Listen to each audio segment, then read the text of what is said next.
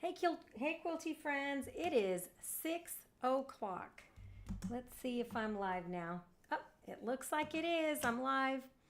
Okay, for those of you who are new, this is the New Quilters Bootcamp Lesson 4. So if you missed the other 3, you can still go back and grab those. My name's Yvonne. I'm the Crazy Quilter here at the Jelly Roll Club. Welcome. In this episode, we are going to learn all about nesting our seams and the importance of knowing which direction those seams go. So if you're new, go ahead and tell us where you're from and drop it in the chat so we know where you're coming from. Where I'm at, it's hot and muggy. I'm in Kentucky. I did put a little bit of housekeeping. I did put the link at the top for the handout. And so there's a handout that has a step-by-step illustration of what I'm talking about when I say nesting your seams. So if you don't have that, you may want to grab that.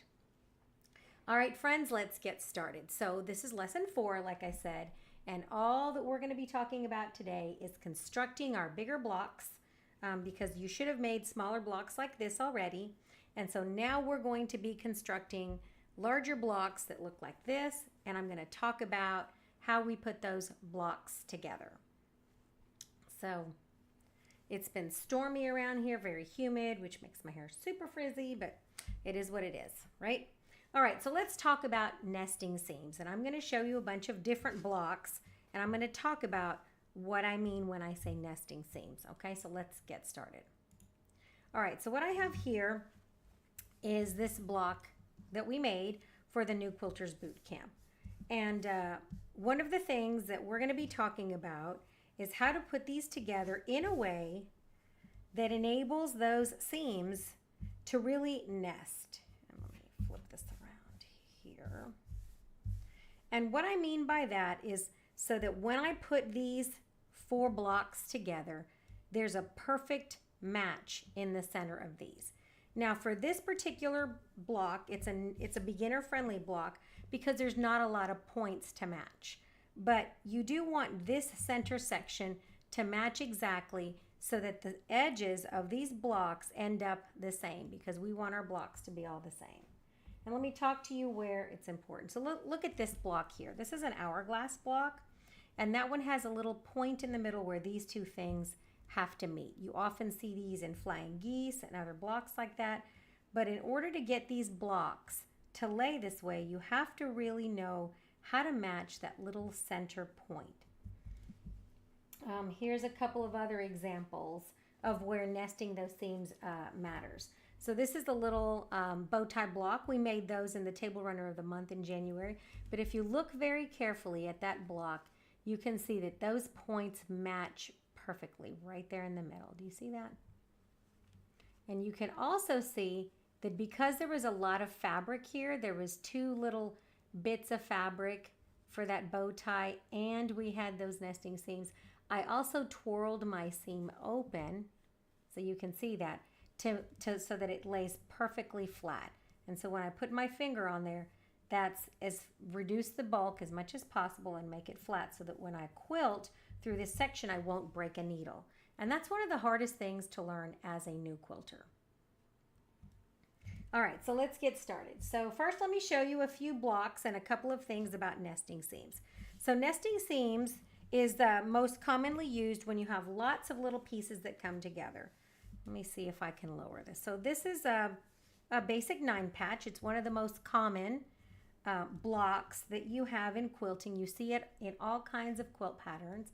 But if you notice, this is what I do with my leftover scrappy pieces, is I turn them into these little 9 patches. And when you have enough 9 patches, then you can make a whole quilt. So if you notice, in this case, I pressed all of these this direction. I pressed all of these the other direction. And then all of these in the middle went this way. And so both of these went one direction and both of those went the other direction. And that works if you're just making little single blocks. That means that these are open like this. And then the block that goes beside it will have to go in the opposite direction, right? So when I get ready to press and join this to another block, then I'll have to make sure that the next set of blocks are in the opposite order, right? So that they're not so that they're nesting, so that they're not going the same direction. What happens when your pieces go in the same direction? If you're not paying attention, your points don't match. You see that one? So they can get off kilter, and then that one doesn't match. Now you can barely see that, but I can see that, and that's what you're trying to avoid. You also end up with things like this. These are my boo-boo blocks. So see how this one has a little bit of a curve in it, and it's not perfectly straight. So these are a couple of my boo-boo blocks. You can see right on that seam how I got in a big fat hurry, and it's slightly curved. And so that's what we're trying to avoid. These are some of my older blocks that have been sitting in my scrap heap. So that's what we're trying to avoid. We're trying to avoid points that don't match, having excessive bulk in your seams. And so let me show you a couple of other examples. So here's a block right here. Here's a 4-patch. This is a giant 4-patch. And this 4-patch matches exactly right there in the middle where it should. And in order to do that, I had to starch this fabric because this 4-patch is 16.5 by 16.5. These are 8.5-inch squares. In order for that point to match exactly, I had to actually starch this fabric quite heavy. And so you can see these are some of the scraps, and you can just see how starched those are. The smaller the square, the less starch that I tend to use. The bigger the blocks, like this, the more starch I use so that I can match my points and I can get all those little intersections to match. Why does that matter? Because so many quilt blocks like this one require all those little points that come together. So where all these jelly roll strips are joined and this big long row of squares is on this table runner, where all of these match, you don't want to chop any of your points off, and you want all of your points to line up. So that is why nesting your seams is probably right up there at the top with an accurate 1/4 inch seam. So if you have an accurate 1/4 inch seam and you know how to nest your seams, you will get some really accurate blocks. Why does it matter? At some point you're going to want to make something like this, which is a lone star. Here, and let me switch this around here. So at some point you're going to want to make a great big block like this one. And this block is 24 inches. So this big ginormous block is a 24-inch block. And in order to get those points to match on this one, I actually had to press some of my seams open in order for me to nest all of these. And let me show you what that looks like. So if you notice, some of these are pressed open and then some of these are pressed down in order for all of these little points on this lone star to match. And you can see all these little points, they all match. You see them? In order for all of these points of all of these little triangles to match, I had to do it that way. And so that is what we're trying to do, is we're trying to get consistent seams, and we're trying to get our things to match so that we make really, really beautiful quilts. All right, I'm going to move all this junk out of the way, and I'm going to show you the next step in our journey. So let me give you these little pieces. So what I did here is I stitched two 2.5-inch strips because I do that regularly to check my 1/4 inch seam. And then I cut those into 2.5-inch by 2.5-inch little units. Another important aspect of sewing for newbies is always getting in the habit of measuring everything 2 directions. So I measure along the stitch line, along the edge, and along this bottom edge. So whenever I line it up, I'm looking along 2 edges and then across the top 2, just to make sure that I'm lining everything up correctly when I'm sewing. And I double check every single unit that I sew together as I cut it so that I know for sure that when I'm cutting, I'm going to get super accurate pieces. When you nest your seams, you open them. I like to finger press the direction that they're going to go. I go towards the dark side. So if you notice that, this has a lot of starch and it's been cut with the grain, so I can just lay my finger and use kind of the chunky part of the pads of my fingers and kind of press that open to get it to go one way. Now I'm going to open the next one, and I'm trying not to stretch, and I'm just taking it and I'm finger pressing it with my finger, and they lay pretty flat. Now I'm going to heat up my iron. I'm going to take my wool mat and I'm going to give those a little press.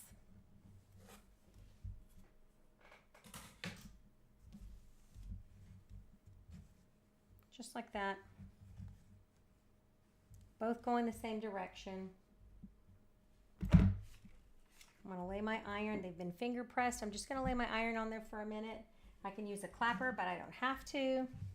Then I lay a clapper on there to let them cool down. Right?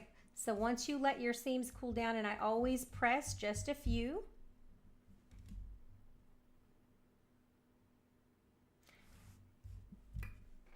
And then those are nice and flat. And let me see, what questions do we have?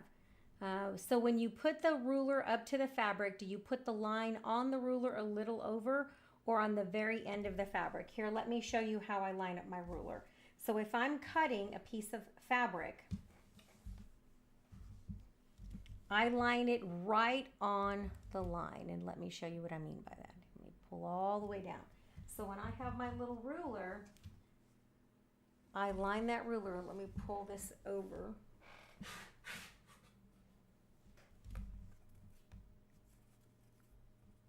Where that black line is, I line that black line right along that edge. And let me show you. So there I have a stitch line. And I'm going to scooch that until that edge of that fabric does not peak on the other side of that ultra thin black line. So that black line should be sitting right on top. And then this is my cut edge. If you notice, there's nothing hanging off. And this black line right here lines up across the bottom, these little dash lines. And then this line is across the top, and my stitch line is across there. This is also a great time for me to check my stitch line, my 1/4 inch seam. And that 1/4 inch seam is a tiny, tiny, tiny bit fat. So this is how I check it. And so it should be dead center of that black line right there. Okay? Does that answer your question? And like I said, this is what this is for. This is a great time for new quilters to ask all the questions they want. Okay, so now that I have these and I've got my little subunits, and I know that I have finger pressed them to the side, so I'm just going to flip it open. Like I said, and I'm just going to finger press it. Then I'm going to take these, like I said before, and I'm going to lay my iron on there. I'm going to throw a clapper down, let them cool down. If you don't have a fancy clapper, you can use a piece of 2x4 that's about 6 inches long. Press it, sand it really smooth, as long as it's a piece of hardwood, and you're fine. So once I have those pieces, then I can flip them around, and what they mean by nesting is where you literally take, and those seams, if you can see, will literally lock together. And so you're taking and you're rotating it until those seams, and you push it like this with your finger until they lock together, and it forms a little flat. You can feel it right in there. It forms like a little ridge, and when you push those two ridges together, it makes a really flat unit. And this is where pinning is important when you're new. So pinning for me, I pin on this side, the seam down, and I pin on the opposite side, seam down. So if you're a new quilter, pin these seams so where there are 2 pins on that seam. Do you see that? And what that does is it prevents that seam from flipping around on you and going the wrong direction. That is the biggest thing that I see with newer quilters, is their seams are going every which direction, and that makes it really hard for you to match up those complex pieces. So once you have it like this, and look at how exact those pieces are matching, and then I'm going to go sew it over here on my machine. I have a 1/4 inch seam gun on my machine. I turned off the light because it makes too much of a glare, so I've got it turned off, and I'm going to sew right along that seam. I have a leader and an ender, and that's just to guide it. Put my glasses on, and then when I get really close to that pin, I slow down and I pull that pin out just like that. So I wait until that seam is underneath there. Another thing you can do is you can use a stiletto or a sharp object like tweezers. So if you have tweezers or one of those purple things, you can always push your seams down as well. But one of the reasons why I like this seam guide is because it helps me to keep it straight. And it allows me to focus on my seams.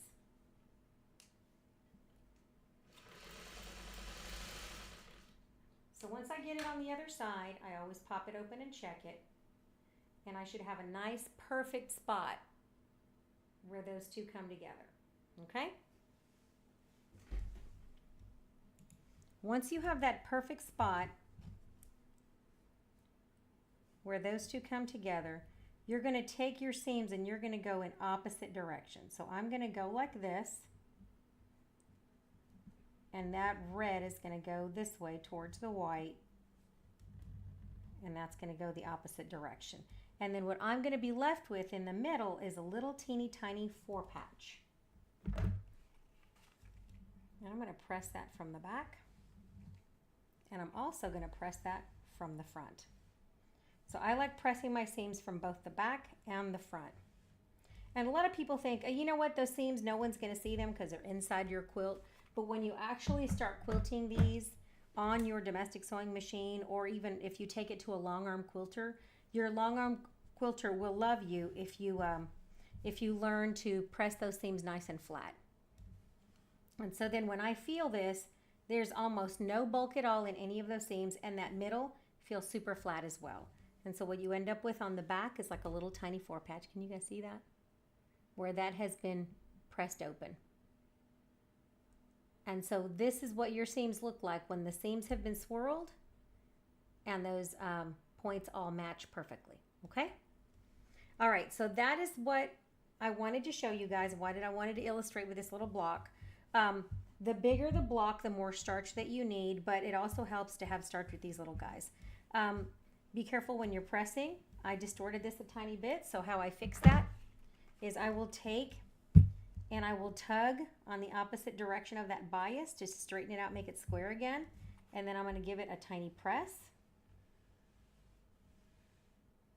and that makes my block nice and square.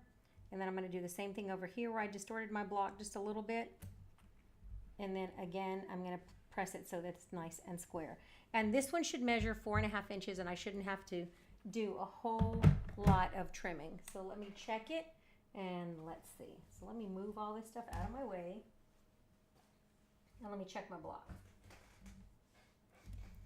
So 4.5 is what it should measure, and if you look at that, I just need to sliver trim a tiny hair off the red, and that is a perfect 4.5 by 4.5. And if you look down the middle, there's like a little bullseye right here where it says 2 inches, and it measures exactly as it should, because I've got lines that going vertical and lines that are going horizontal, so it's got a perfect 90-degree angle in all directions, and then I just need to sliver trim it. And so this is what your blocks should look like. If you have an accurate 1/4 inch seam and you have good pressing techniques and good nesting techniques, your block should end up like this with basically almost no trimming. And that one just has a hair right there that I need to remove. And so I trim as I go. Why do I trim as I go? I never set them aside, because the less you handle your blocks, the less likely they are to get distorted. So that one just needs a tiny sliver trim. And so like I said, I'm going to line these up with lines horizontal and vertical. I'm going to sliver trim it. And when I put that away, I took this amount off. I know that this is a very accurate 4.5 inch by 4.5 inch square. And if I want to use that in a quilt, then I know it's ready to go. I never set blocks aside that haven't been trimmed. So I sew them all, I press them all, and I trim them all to make sure before I go to the next step. So for example, the Pokemon Go, all of my blocks, I make them in the first round. I trim them all. I use, in this case for these, I use the reference point of these two spots like this, and that had to be marked at 2 1/4. And so I knew that if I was at the 2 1/4 line on that one, at the top and at the bottom, then I knew this should be pretty exact. And those were pretty exact when I stitched them. So that makes me pretty happy. That means my 1/4 inch seam is accurate. And I'm going to just remove like that much, like a sliver trim. I'm going to flip this one around. When you trim it, you always trim the same amount from each side so that you don't end up with blocks that are crooked. All right, and so this is like 2 1/4. And then I line this up with a line across the middle. So I'm going to find a line that goes from side to side. 2 1/4. And then I know that this one is going to be trimmed ever so slightly. And so for this one, I literally removed that, just the tiniest shaving off of that one. So that one's pretty accurate. That means that my 1/4 inch seams were pretty good on those. And now I'm going to put those away. And so for those of you who are making the Pokemon project, that's what I have behind me. And so there was 2 rounds, and so you trim in between that center round and that outer round. And so that's what we have up there. All right, so now that you have all of your blocks stitched and you have all of your blocks trimmed and sewn and you've got them in stacks, then you go to the next phase, which is actually putting your entire quilt top together. And in the case of the new Quilters Bootcamp, we're gonna put our quilt top together, and you can see mine hanging behind me. We're gonna put our entire quilt block together in groups of 4, okay? If you're using a jelly roll, do you start your jelly roll? Yes and no. It depends on the jelly roll. If the jelly roll is a nice high quality Moda, and I'm doing a, and I'm just going to stop to answer this question. If I'm doing a quilt that has smaller blocks, I tend to not starch my jelly rolls. If I'm doing a quilt that's going to have bigger blocks, then what I do is I do starch my jelly rolls. I let them dry.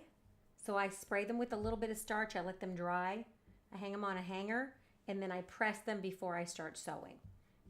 And some of my jelly rolls do shrink, so you've got to be careful with that, okay?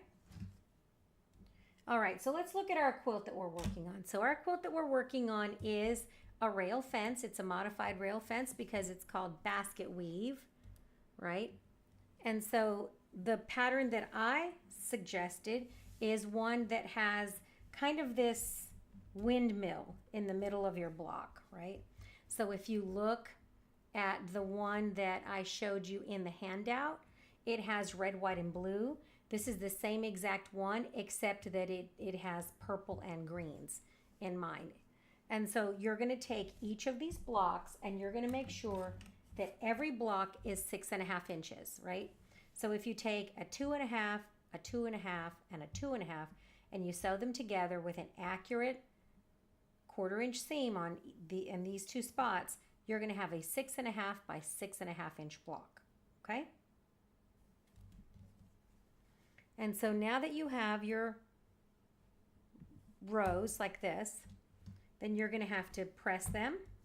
And it doesn't matter if you press these open or press these closed, because in this case, you're not going to nest your seams very much.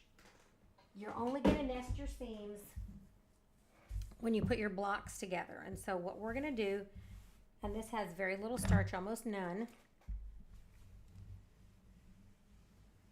is I'm going to press this. I like to press along the stitch line because that reduces the likelihood that I'm warping my strips. And then I'm taking my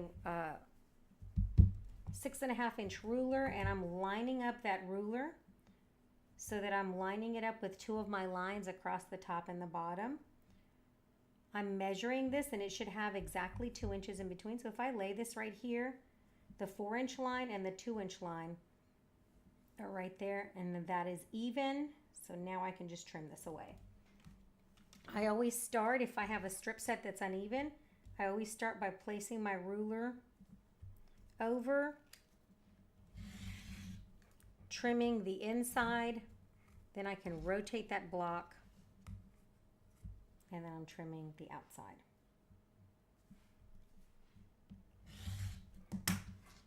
And I'm lining this up right here with this edge.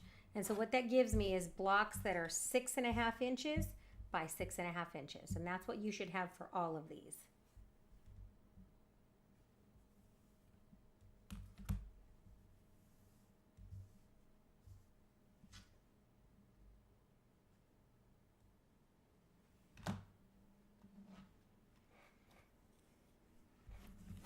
And so I will do that to all of my strip sets.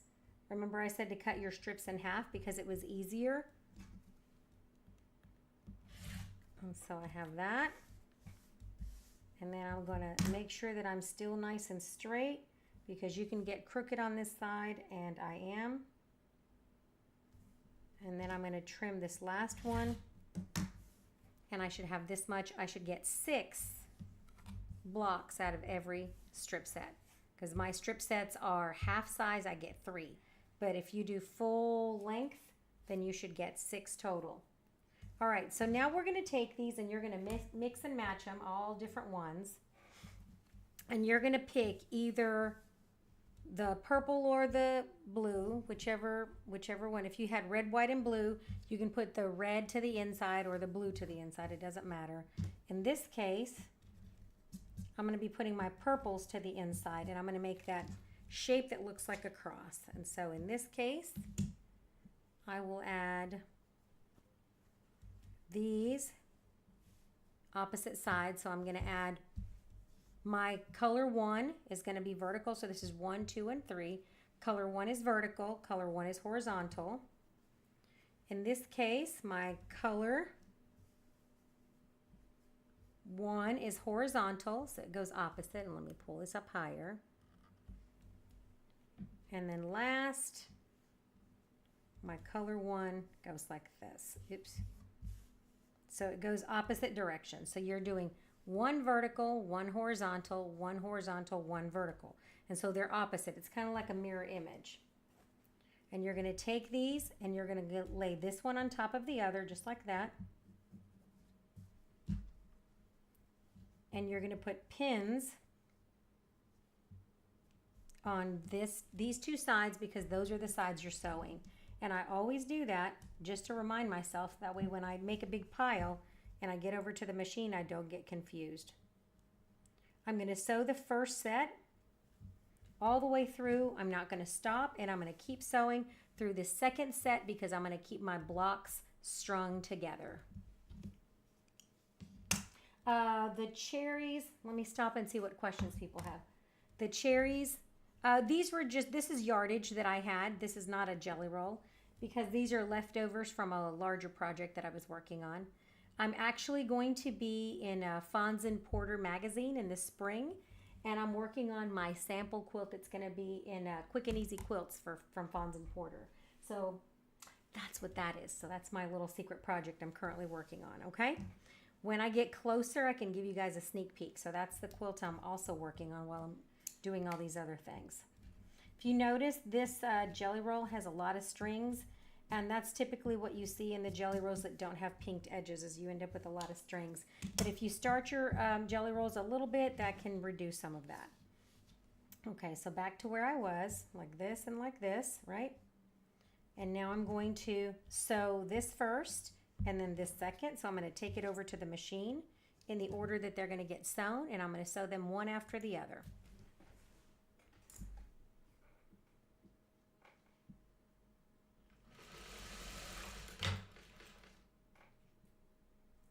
And in this case, I'm just going to make sure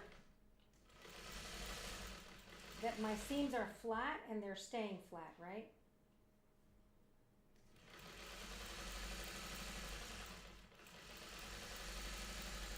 And then the next thing I do is put the next one, I don't even stop. And I just start sewing it. And this is called stringing your blocks. So I check that seam to make sure it stays the direction it's supposed to go.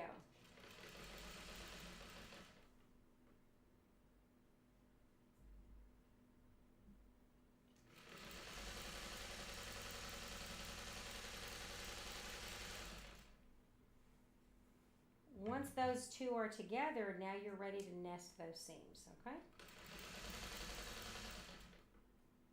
So I pluck that and I take it over here so you can see what I do next.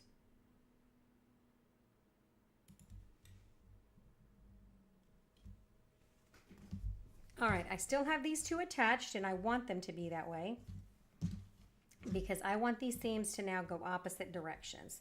One of the things that this does by keeping that string there, it keeps my blocks together. So if I'm working on lots of blocks, you can do two sets like this together, then set them aside, and then you know that these are the ones that you did together instead of getting them all confused. And so let me grab my little ironing board.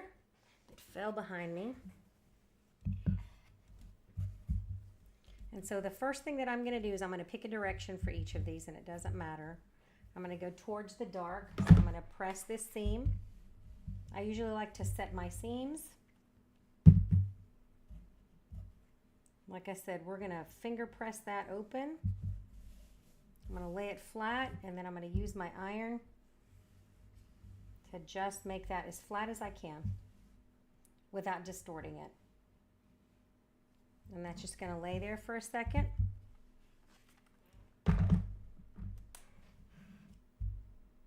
And then I'm going to slide the next one. And I'm going to go in the opposite direction. So this one got pressed to the right, my right. And so now this one will get pressed the opposite direction. So I'm just going to slide this one down.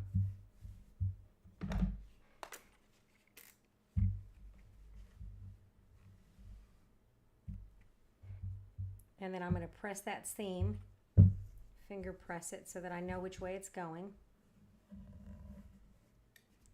Right to the left. So this one's going to the left because it's the opposite of the other one. There we go. So now that I have this, I'm ready to join that together. And that little string, you can leave it there or you can clip it. It doesn't matter.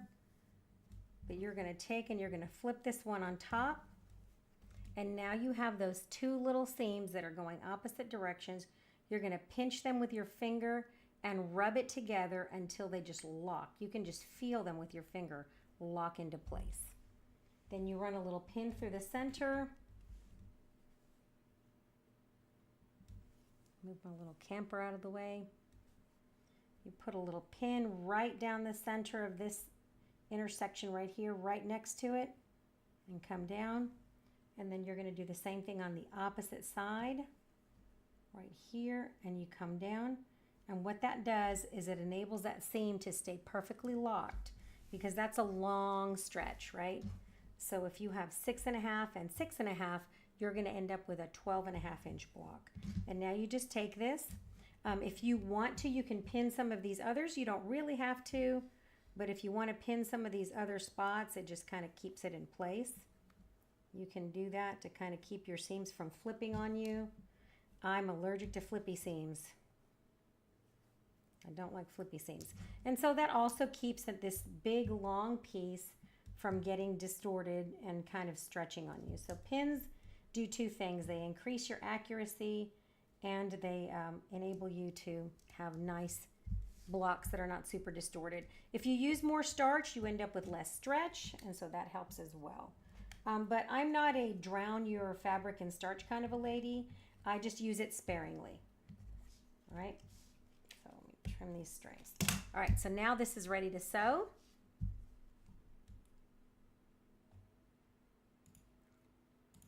And I'm going to sew it just like this.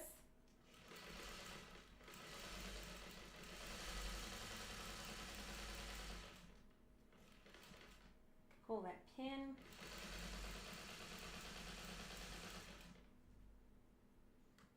One of of the things that I love about sewing with vintage machines is that you control the presser foot with your toe. And I like to sew barefoot. Terrible habit, but I like to sew barefoot.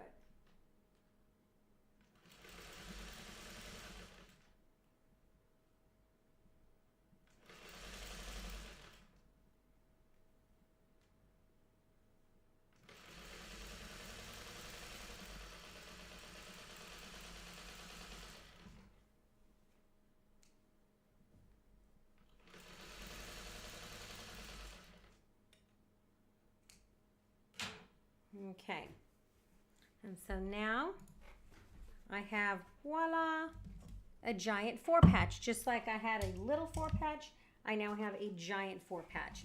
It doesn't look like a 4-patch, but it goes the same way as we did that little tiny one.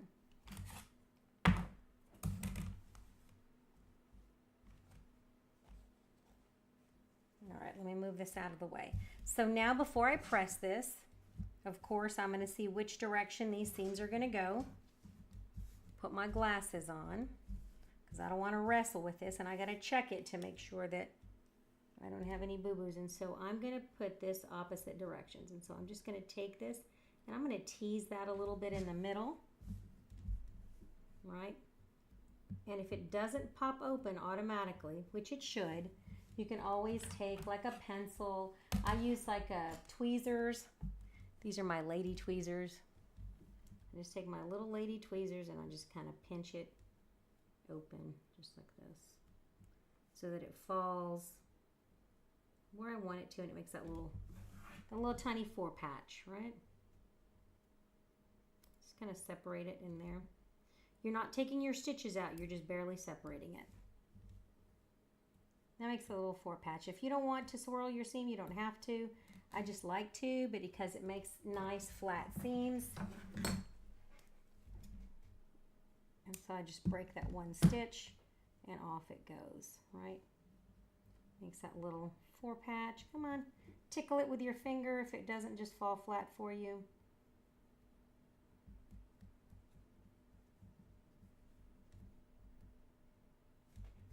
I know this looks like a lot of work.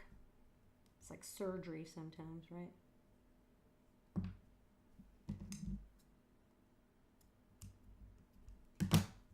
Now I get it to just lay the way I want it to. So I'm going to stick it in there, lay it down, and now I'm going to press the way I want. So I'm going to, these are going to go this way, this way, this way, and this way. And so this is going to lay flat. There we go. Come on, little friend.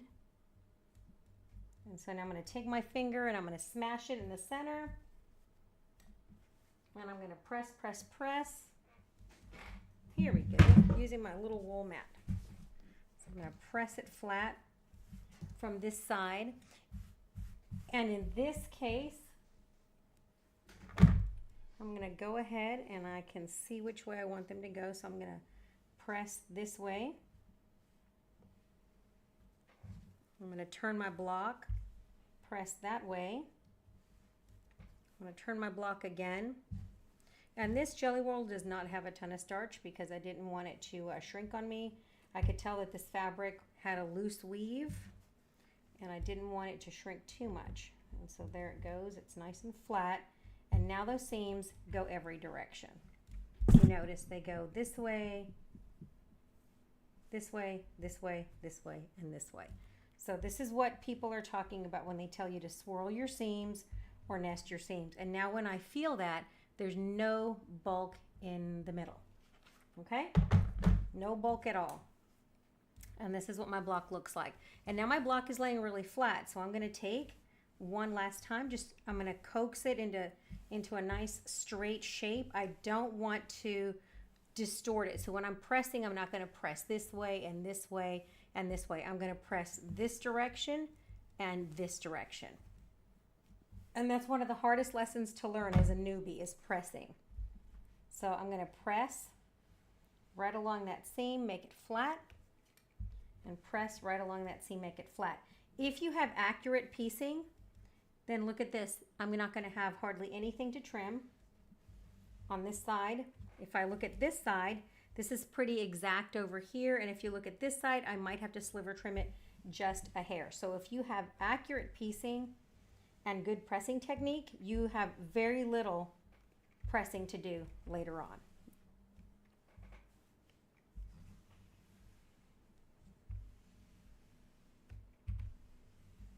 And then I just press, and now I'm going to look at that, and I'm going to give it a good measure, and this should measure 12.5 inches.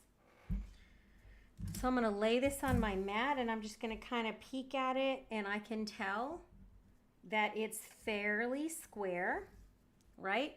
And that it is almost dead on 12.5 inches. So I just have a tiny sliver trim.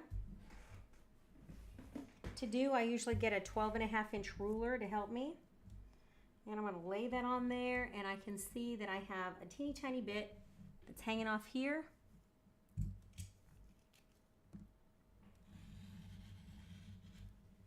And so I had to trim that much on one side. And I'm going to rotate that. This side looks like I might need to address a little bit of something because it stretches as you sew. When those feed dogs do this to your fabric and pull it through, it stretches the bottom piece just a little bit. And so that's why you end up with what you end up with. And that one looks pretty darn good. It's pretty straight across here and across here. And so then I'm just going to take, and it has a tiny little hump on this side that's going to get removed. And so I have just a tiny sliver to pull off of that. And this block is exactly what you're looking for. So you're going to make, for each horizontal row, you're going to make 4 of these and put them together. And what I like to do is I like to take 2 of these and then make another giant 4 patch. So you're going to take like 2 and 2, a total of 4, and make another 4 patch. And by that way, you're putting their quilt together 2 rows at a time, and you have less horizontal seams and less chance of distortion. Yes, it's called spin your seams, swirl your seams. And so this, my friends, is how you get those super accurate seams that are nice and straight and nice and accurate all the way across the length of a giant quilt. Okay, friends, you guys have homework. Our next jelly roll meeting for this project is on September the 10th, and I'm going to show you how to put together my borders on there, because that's also important, how you put your borders. So this is how you put your blocks together, right? You're just going to take 2 of these.